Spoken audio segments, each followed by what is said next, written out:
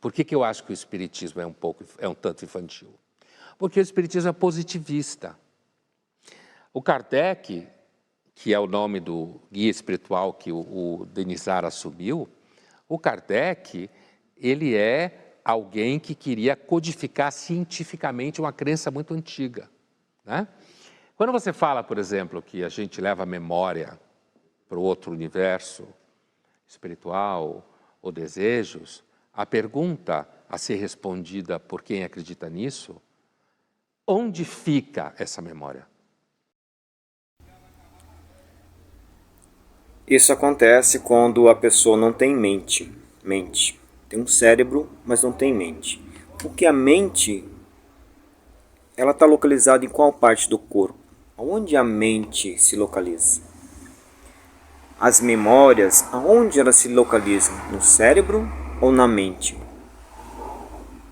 Onde fica o registro de nossas lembranças? Quando se faz uma regressão de memória até o ventre, por exemplo, até o ventre, só até o ventre. Quem está lembrando? Como é que o cérebro vai lembrar do que aconteceu no ventre materno, por exemplo? As faculdades, de forma geral, mas principalmente as faculdades públicas, elas têm o intuito de formar marxistas ou ateus marxistas, porque as faculdades elas têm o intuito de condicionar, de manter um sistema, manter um padrão, não de transcender o pensamento, de levar o indivíduo a questionar ou pensar ou ter conhecimento do que está falando. O nosso grande filósofo em questão, ele não faz ideia de quem foi Allan Kardec. Ele nunca leu as obras espíritas, principalmente o Livro dos Espíritos. Por que eu estou dizendo isso? Ele tanto não faz ideia do que está falando, que, por exemplo, ele não sabe que Denisar passou a se chamar Allan Kardec porque Allan Kardec era seu nome quando ele foi um sacerdote druida, não era um mentor. Veja, é um filósofo que não tem o critério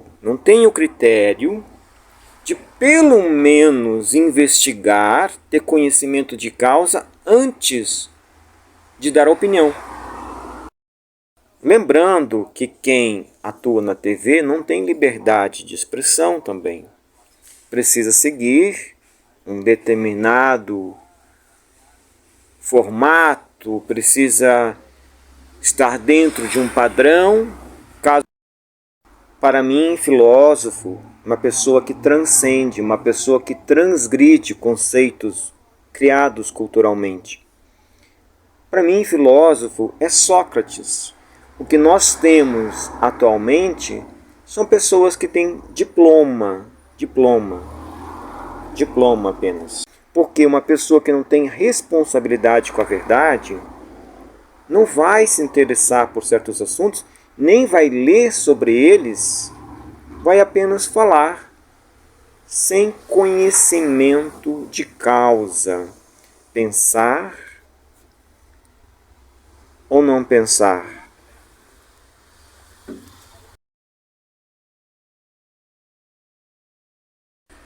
O Espiritismo tem um tríplice aspecto. Embora muitas pessoas que talvez nunca leram o Livro dos Espíritos, não leram a introdução do Livro dos Espíritos, não estudaram acerca de como foi organizado as obras básicas espíritas, estes talvez, por desconhecerem o processo, o método usado na codificação ou na organização da base do Espiritismo, dizem que o Espiritismo não é ciência.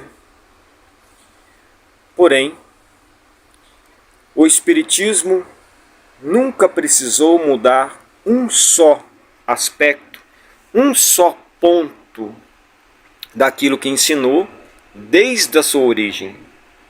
As outras ciências tiveram que mudar muitas questões porque se equivocaram muitas vezes. As demais ciências têm por costume examinar efeitos sem compreender a causa.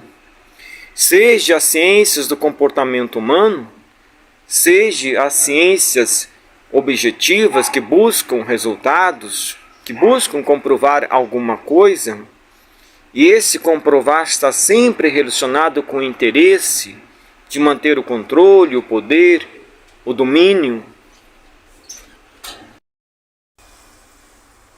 A intenção, o foco do Espiritismo nunca foi dominar, nunca foi escravizar o pensamento, nem reter para um pequeno seleto grupo verdades universais.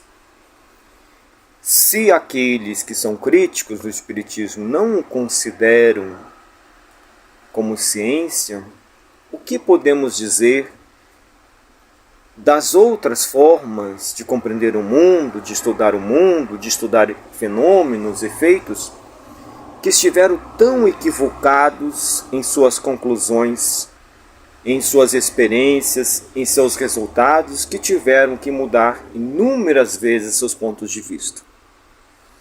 O Espiritismo, desde o princípio, alegava, por exemplo, que as plantas tinham sensibilidade, comunicavam-se. Quando foi que a ciência convencional conseguiu constatar que as plantas tinham sensibilidade, tinham capacidade de perceber o ambiente e tinham capacidade de se comunicarem? Recentemente, não foi? Há pouquíssimo tempo. O Espiritismo, desde a sua origem, dizia que havia planetas iguais ou semelhantes à Terra e que havia vida orgânica igual ou semelhante à nossa aqui na Terra. Quando foi que a ciência conseguiram constatar que sim, que havia um planeta ou vários planetas com condições semelhantes à da Terra? Foi recentemente também. Então é como se na prática as demais ciências sempre estivessem atrás do Espiritismo. Em vez de comprovar o contrário daquilo que o Espiritismo sempre afirmou, as demais ciências começam a constatar e comprovar cada dia mais aquilo que o Espiritismo ensina.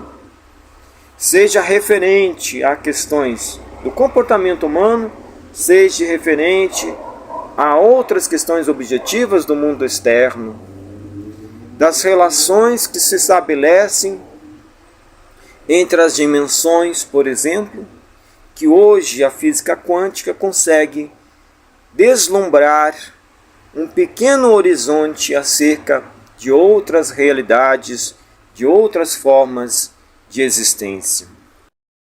Sócrates, Platão, ensinaram há 2.500 anos exatamente aquilo que o Espiritismo ensina hoje na questão ética, moral, filosófica do Espiritismo.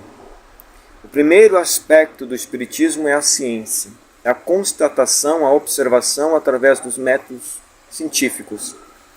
O segundo aspecto do Espiritismo é a questão filosófica, de questionar por que estamos aqui, qual o sentido da vida, qual o propósito, de refletir acerca das constatações científicas.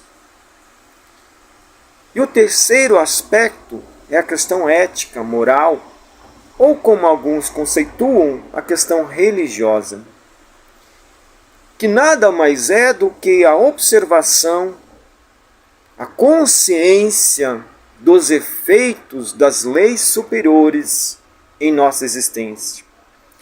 Como as leis que interferem do micro ao macro, que atuam do micro ao macro, como essas leis interagem, como elas se relacionam conosco.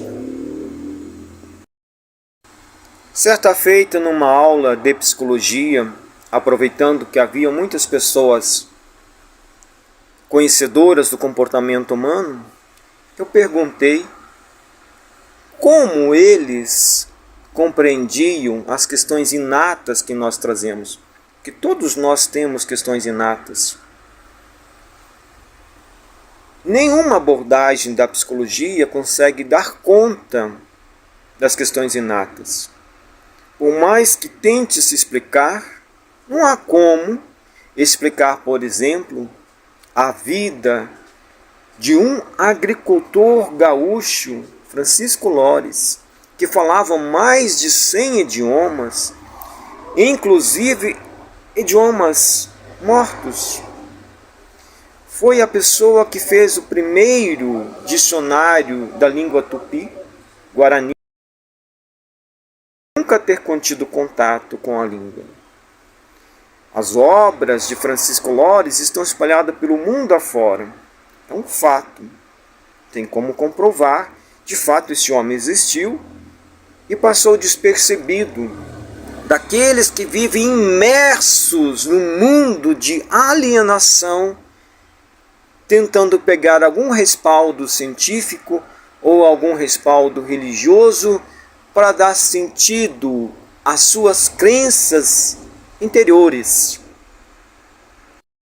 Qual é a essência da filosofia de Sócrates? Qual é a essência da filosofia de Jesus? Sócrates vai nos falar acerca da continuidade da vida. Se na matéria formos pessoas virtuosas, ao desencarnarmos, iremos a uma condição espiritual, a um lugar na espiritualidade, de acordo com a nossa conduta, das nossas experiências aqui na matéria.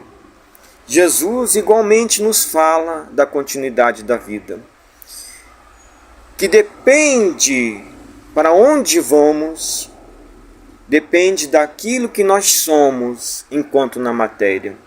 O Espiritismo vem da mesma forma, igual a Sócrates e a Jesus, nos falar da continuidade da existência, no intercâmbio que existe entre o plano espiritual e o plano carnal. O que muda, a diferença que existe entre a filosofia de Sócrates para o pensamento de Jesus e também para o aspecto filosófico, ético, moral do Espiritismo, é apenas alguns termos. A essência é a mesma. Os princípios do Espiritismo foram ensinados ao longo da história da humanidade. Os princípios. Mas o Espiritismo surge oficialmente com a publicação do Livro dos Espíritos. O fato que nós observamos, verdades que foram ensinadas no passado por inúmeros gênios, filósofos, a exemplo de Sócrates, posteriormente reforçados, os mesmos ensinos através de Jesus, e agora, mais recentemente, com o advento do Espiritismo, esses mesmos ensinos sendo recordados, também complementados e também trazidos de uma forma mais acessível para todas as percepções humanas. O Espiritismo, ao longo do tempo, faz-nos lembrar que se verdades universais são ensinadas em todos os pontos do globo terrestre, certamente não deve ser por um mero acaso. É de acordo com a necessidade que nós temos de encontrar um caminho que nos norteie para dar sentido à existência humana, mas também para nos recordar que a existência humana não acaba aqui na matéria, que aqui é como um estágio, é como estar numa escola. Chega um dia que precisamos renovar as forças e os conhecimentos para conseguir ascender de uma forma que nós possamos contemplar uma realidade mais elevada, mais complexa, mais pura da vida. Sócrates, Jesus e o Espiritismo. Datas diferentes, uma só mensagem, um só propósito: conduzir os espíritos na matéria a despertarem para realidades e verdades universais. Paz e luz a todos nós.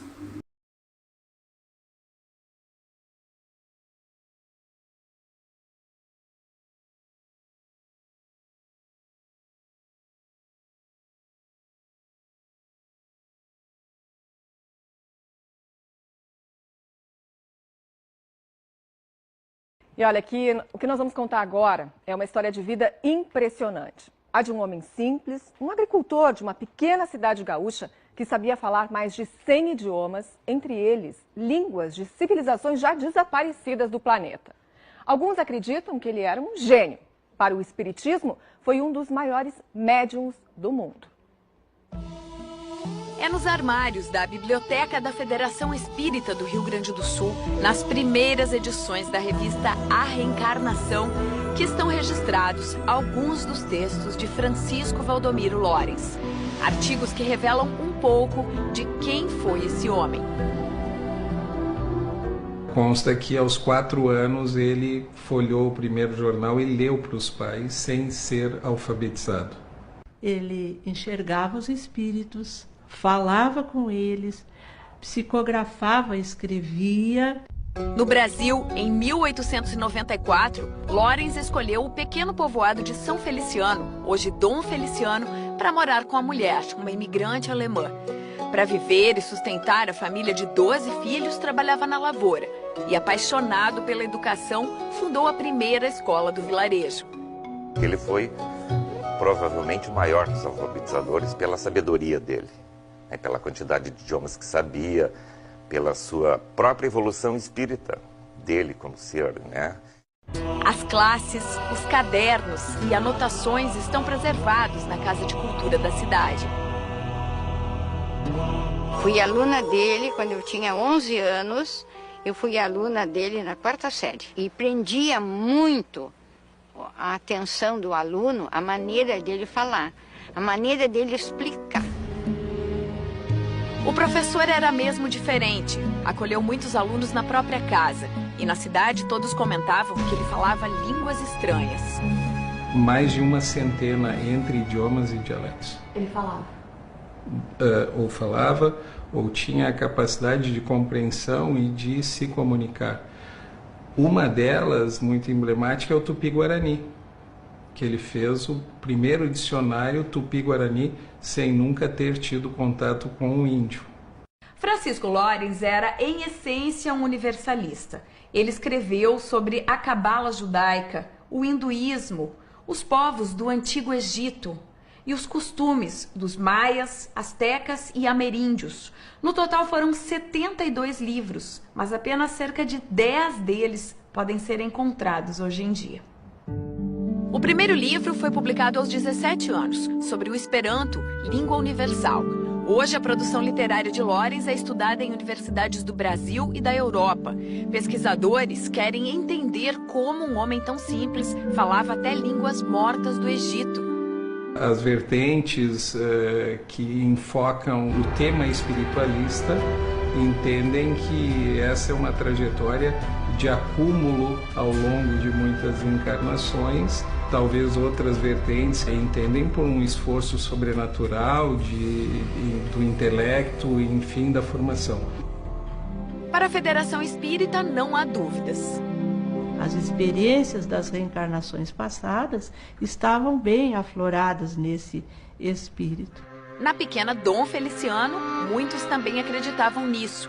Uma vez, um homem duvidou da força mediúnica de Lorens e ele teria feito sementes germinarem na palma da mão. Que o oceano divino da vida flua e enriqueça estas sementes. Lorens seguiu trabalhando até a morte em 1957, pobre e humilde. Anos depois, um memorial foi erguido em Dom Feliciano. Chico Xavier psicografou um livro dele sobre o Esperanto. Nunca buscou brilho pessoal, nem reconhecimento, nem destaque, nem fortuna, e que atravessa os tempos pelos valores morais. Eu acho que a figura de Francisco Valdomiro Lorens é uma lição para todos nós. E vivemos fascinados pelo mundo do ter e esquecidos de ser.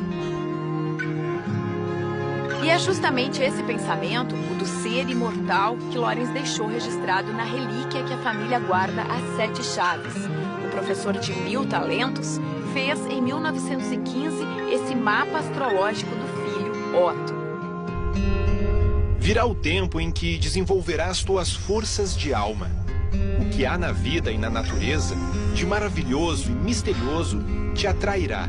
Então verás que não é o corpo visível que merece o nome de eu, mas que aquilo que chamamos eu é a alma, que já existiu antes do nascimento e sobrevive à morte do corpo para continuar a colher experiências em outras condições de ser.